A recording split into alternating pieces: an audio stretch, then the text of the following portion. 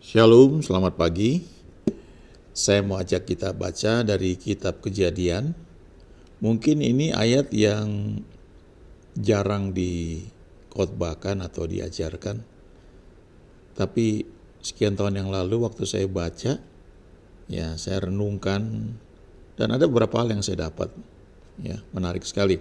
Ini kisah mengenai Ishak. Ishak waktu itu kalau kita baca di kejadian pasal 24 ya, dikatakan Abraham telah tua dan lanjut umurnya serta diberkati Tuhan dalam segala hal. Wah, ini salah satu ayat yang bisa kita pegang ya. Kita kan dalam Yesus kita menjadi keturunan Abraham. Kita mewarisi apa yang Tuhan janjikan bagi Abraham. Abraham itu nggak sempurna, tapi banyak berkat yang Tuhan berikan yang kita bisa percaya juga itu menjadi bagian kita karena secara rohani kita ini menjadi keturunan Abraham. Jadi kalau Abraham dikatakan lanjut usianya ya, dia telah tua, lanjut umurnya dan dia diberkati Tuhan dalam segala hal. Artinya ya dia ini sehat, dia menikmati semua berkat yang Tuhan berikan dan dia bukan hanya umur panjang. Ya, ini seperti yang dikatakan di Mazmur 91, dengan panjang umur akan kukenyangkan dia. Bahasa Inggrisnya itu dengan panjang umur akan kupuaskan dia. Jadi puas ya. Jadi kalau kita berulang tahun, ini salah satu ayat yang kita bisa pegang, ucapkan, mengucap syukur, tidak hanya berdoa sekedar umur panjang, tapi sehat ya. Sehat, diberkati, menikmati berkat itu dan menjadi berkat bagi banyak orang.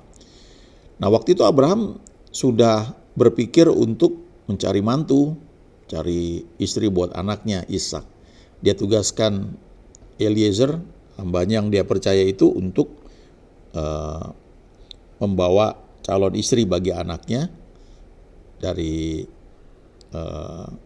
kerabatnya ya, dari keluarga istrinya sendiri ya. Lalu Ribka dijemput ya. Nah ketika Ribka dijemput sedang di perjalanan, lalu sampai di tempat tujuan, nah dikatakan di ayat 62, Kejadian 24 ayat 62. Saya bacakan di sini. Adapun Ishak telah datang dari arah sumur Lahai Roi, ia tinggal di tanah Negeb. Ya, ayat 63 perhatikan. Menjelang senja, Ishak sedang keluar untuk berjalan-jalan di padang. Ia melayangkan pandangnya, maka dilihatnya lah ada unta-unta datang. Nah, menarik sekali kalau kita baca dalam terjemahan bahasa Inggris ayat ini. Ya, dulu waktu saya awal-awal mulai baca Alkitab, saya suka sekali baca Alkitab dalam terjemahan bahasa Inggris yang saya punya. Waktu itu yang saya punya baru ada King James, lalu ada ya Alkitab yang lain ya, itu dari ayah saya dan juga sempat beli yang Amplified Bible ya, yang kecil. Nah biasanya kalau pas ibadah di gereja saya bawa Alkitab itu ya, yang King James sama yang bahasa Indonesia. Karena dulu belum ada gadget kan. Jadi kalau hamba Tuhan untuk khotbah, dia baca bahasa Indonesia, saya baca yang King James-nya. Lalu saya lihat, oh ini. Lalu saya mulai tandain, oh ini artinya beda ya dengan yang bahasa Indonesia. Nah di antaranya, kalau kita baca itu di ayat 63 ini, terjemahan King James ini bunyinya kayak begini. And Isaac, ya Ishak, went out to meditate. Ishak itu pergi keluar untuk bermeditasi, untuk merenungkan. In the field at the eventide. Ya, jadi dia itu berjalan-jalan pada petang hari kalau terjemahan bahasa Indonesia. Ya, dia berjalan-jalan di padang. Terjemahan lamanya dikatakan ketika pada petang hari. Terjemahan bahasa Indonesia yang baru mengatakan berjalan-jalan di padang. Tapi kalau King James-nya itu dikatakan dia itu berjalan keluar untuk meditasi. Lalu ada tambahan dari penterjemahnya juga, kata meditate itu bisa diterjemahkan juga untuk berdoa. Jadi rupanya Ishak ini punya satu habit ya, kebiasaan. Ya kira-kira dapat disimpulkan seperti itu. Dia suka berjalan-jalan di padang pada petang hari sambil dia berdoa atau dia merenungkan. Mungkin merenungkan apa yang bapaknya cerita mengenai Tuhan. Ya, dia mulai istilahnya berkomunikasi ya. Karena dalam bahasa aslinya kata ini kalau diterjemahkan itu diterjemahkan sebagai meditate, juga commune ya, atau speak, atau mengucapkan hal-hal yang tidak pasti atau bergumam gitu. Nah, kalau kita hubungkan kata meditate ini, maka kita mungkin bisa ingat perintah Tuhan ke Yosua. Yosua 1 ayat 8. Dikatakan di situ, janganlah engkau lupa memperkatakan kitab Taurat ini, tetapi renungkanlah itu siang dan malam. Ya, supaya engkau bertindak hati-hati sesuai dengan segala yang tertulis di dalamnya, sebab dengan demikian perjalananmu akan berhasil dan engkau akan beruntung. Nah, kata merenungkan itu juga kata meditate, walaupun bahasa aslinya itu nggak sama ya. Meditate yang di Yosua 1 ayat 8 ini ya, di terjemahan King James, bahasa aslinya itu nggak sama dengan meditate yang ada di Kejadian pasal 24 yang tadi kita baca ya, tentang Ishak. Gitu. Tapi kata yang walaupun aslinya itu berbeda, ternyata diterjemahkan juga sebagai meditate di beberapa bagian. Jadi nggak ada salahnya kita mulai mempelajarinya juga. Kalau perintah Tuhan ini kepada Yosua, dia katakan, engkau perkatakan kitab Taurat ini, ya, lalu renungkan itu siang dan malam. Kalau bahasa Inggris itu bilang, kitab Taurat ini nggak boleh menjauh dari mulutmu. Ya, jadi artinya ya maksudnya perkatakanlah itu. Terus dikatakan renungkan. Nah, kata renungkan dalam bahasa aslinya ini di sini di Yosua 1 ayat 8 itu mempunyai beberapa arti ya.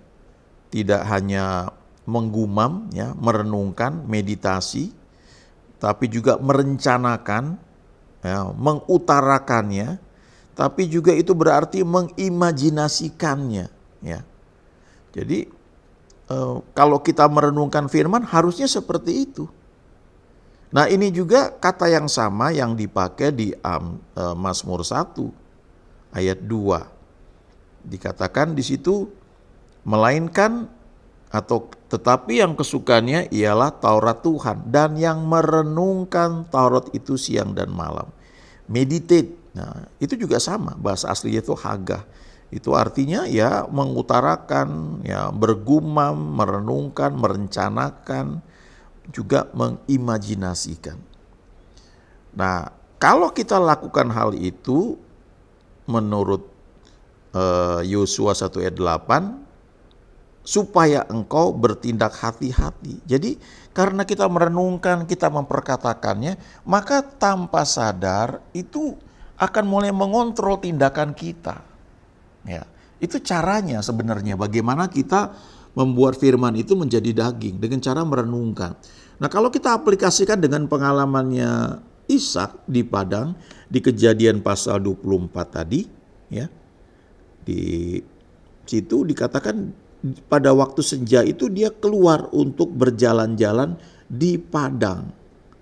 Nah, waktu dia berjalan-jalan di padang itulah dia merenungkan, ya.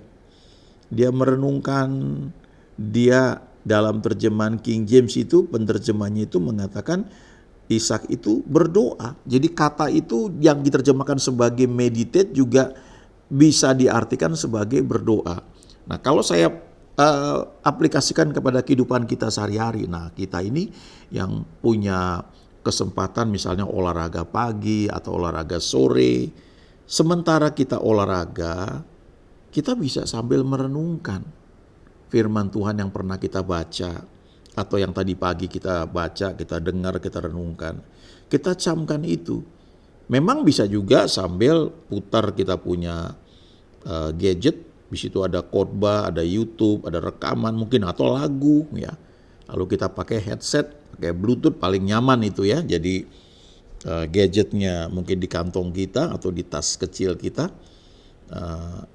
Kita pakai headset yang pakai Bluetooth. Jadi kita bisa mendengarkan. Nah, sementara kita mendengarkan, jangan hanya mendengar tapi buka hati untuk merenungkan. Kita hidup di zaman yang luar biasa, ada banyak kemudahan, tapi di sisi lain itu juga bisa menjadi jerat buat kita. Karena dengan teknologi yang berkembang ya, saya akhirnya melihat ya, kalau dulu kita ada zaman Alkitab itu, saya sih nggak ngalamin itu ya, tapi Alkitab itu hanya dipegang pendeta. Saya bersyukur sih waktu saya remaja, saya di gereja, ya gereja tradisional yang pendetanya menyediakan banyak Alkitab di gereja. Ditaruh di bangkunya itu bangku panjang, di belakang bangku itu ada celah ya seperti kayak bukan laci ya, tapi ada celah untuk taruh Alkitab. Jadi ketika pendeta khotbah kita tinggal ambil Alkitab yang ada di depan bangku orang yang duduk itu, kita tinggal baca. Nah cuma seingat saya jarang sekali yang ngambil Alkitab itu, karena seperti saya pada waktu itu pun kalau disebutkan misalnya baca Markus 5 gitu, saya nggak tahu itu di mana. Ya, saya ingat ketika saya ikut satu gereja yang itu pemudanya ya, gerejanya bagus sih ya, pakai band dan diadakannya di hotel. Waktu itu di Hotel Indonesia di lantai 8. Itu mantep banget lah ke situ ya, pakai AC nyaman. Sementara gereja waktu saya beribadah sebelumnya itu nggak pakai AC, pakai kipas angin ya, itunya tinggi sekali dibuat langit-langitnya ya. Tapi ini gereja enak di hotel ya. Terus ketika saya duduk baris paling depan kalau nggak salah ya, dengan teman saya. Lalu pendetanya khotbah dikasih ayat ya. Begitu dikasih ayat, terus saya tenang aja kan, nggak bawa Alkitab. Lalu dari belakang saya kasih Alkitab ya untuk saya baca, dipinjamkan gitu. Karena yang lain rupanya pada bawa Alkitab ya sebagian besar. Nah saya bingung mau cari itu di mana, terus dibantu ya, dibantu dicariin. Itu saya nggak lupa pengalaman itu ya. Lalu saya bertekad minggu depannya saya harus bisa ya. Jadi yang pertama kali saya hafal itu Perjanjian Baru dulu. Matius, Markus, Lukas, terus sampai Wahyu. Jadi saya ke gereja, saya bawa satu kitab itu aja yang kecil, Perjanjian Baru. Waktu pendeta sebutkan ayat, saya cek, oh itu Perjanjian Lama. Jadi saya nggak perlu buka karena saya cuma bawa Perjanjian Baru. Ya, nah, begitu disebut Perjanjian Baru, ya saya bisa cari karena saya udah hafal ya. Kan itu bukan kayak urutan gitu ya. Alfabet urutannya nggak seperti itu kan. Misalnya baca kitab Lukas ya, maka kita kalau baca Alkitab ya kita tahu Matius, Markus, Lukas ya urutan ketiga gitu. Lalu berikutnya baru saya mulai belajar hafal Perjanjian Lama. Nah setelah itu kita hidup di zaman yang ya waktu saya kuliah itu kita menyala-nyala dalam melayani, kita bawa Alkitab ya. Nah sekarang kita hidup di zaman semuanya di gadget. Lalu ketika di gereja, belakangan saya belajar orang itu lebih nyaman rasanya karena mungkin teknologi. Udah kalaupun punya Alkitab di gadgetnya itu nyaris dia nggak buka ya. Karena sudah ada nanti di layar LED ketika khotbah itu ayatnya sudah terpampang. Karena sudah disiapkan. Kalaupun ada ayat yang tiba-tiba harus dibacakan, nanti dari bagian perlengkapan itu akan munculkan ayat tersebut di layar LED di belakang pendeta yang khotbah. Jadi sudah muncul, udah nggak perlu lagi kita lihat. Nah kita punya dengar firman Tuhan paling 40 menitnya. Kalau sudah terlalu lama itu biasanya orang secara umum udah jenuh. Jadi kita gereja apalagi ada sekarang dibuat gereja 1 jam saja ya, puji-pujian bisa dipadatkan itu ya.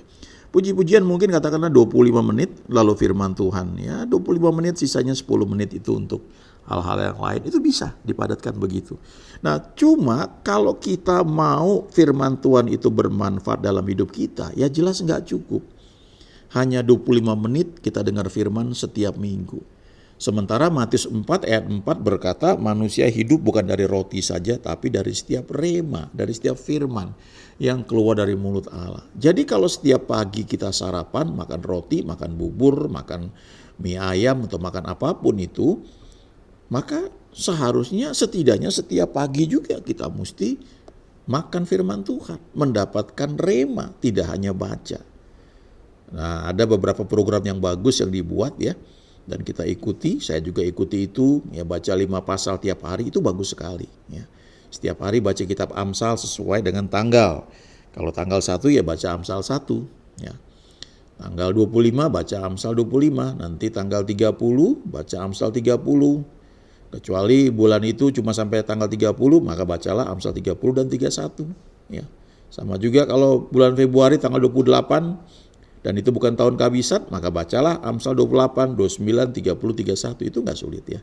Lalu baca 3 pasal perjanjian lama, 1 pasal perjanjian baru. Dan itu selesai dalam waktu setahun. Ya. Nah tapi itu saja nggak cukup. Ya. Ada waktu di mana kita perlu renungkan, camkan itu. Nah sekarang orang hidup kan zaman makin luar biasa. Sehingga teknologi itu kadang-kadang rekaman khotbah dipotong-potong begitu rupa, dibuat dalam satu program aplikasi TikTok misalnya ya. Jadi dalam waktu 30 detik itu diambil yang sarinya aja, disebarkan, dan itu sangat memberkati banyak orang dan bagus sekali ya. Nah untuk awal itu bagus buat kita, apalagi kalau kita nggak pernah baca firman, nggak pernah ke gereja. Tapi selanjutnya kalau kita mau bertumbuh ya kita mesti merenungkan firman, nggak bisa enggak. Firman itu harus menjadi milik kita, jangan hanya kata orang gitu ya. Sama juga dengan doa begitu. Kalau kita punya masalah kita minta didoakan, oke. Mungkin ketika 1-2 kali didoakan pertama kali itu manjur sekali, langsung jadi. Tapi selanjutnya kadang-kadang itu nggak langsung lancar. Kenapa? Karena memang kita harus bertumbuh. Kita harus mulai menyediakan waktu secara pribadi, nggak harus beberapa jam seperti orang-orang yang mungkin full timer yang bisa ya.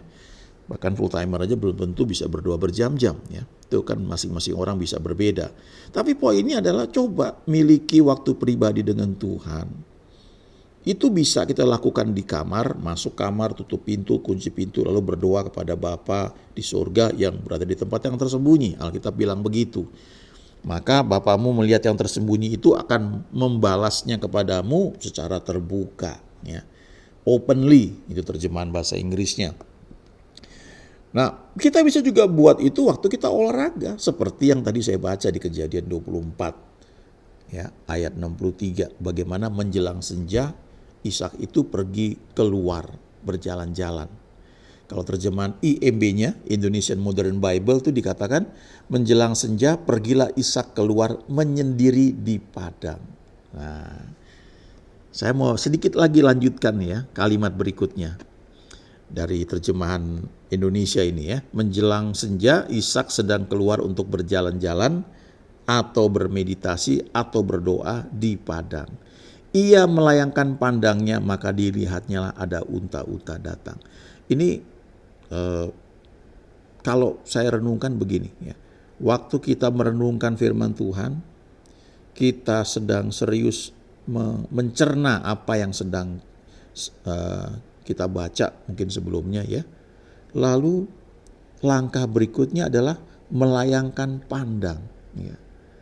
Memang ini ceritanya konteksnya kan dikatakan ketika ia melayangkan pandangnya, ia melihat sejumlah unta sedang datang. Ini jawaban doa dari bapaknya ya, untuk Ishak itu ketemu dengan calon istrinya dan kemudian menikah.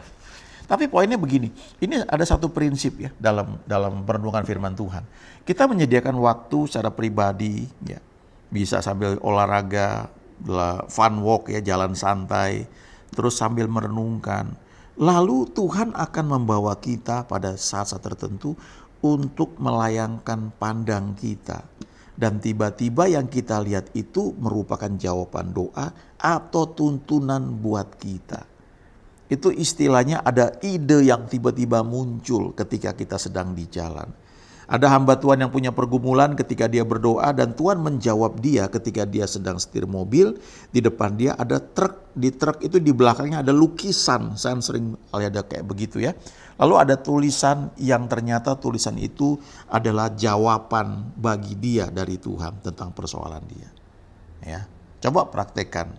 Ambil waktu untuk bersekutu dengan Tuhan secara pribadi. Jangan hanya bergantung pada apa yang kita dapat lewat WA group, ya, lewat TikTok, tapi coba secara pribadi bangun hubungan dengan Tuhan. Kita akan menikmati hasilnya. Amin.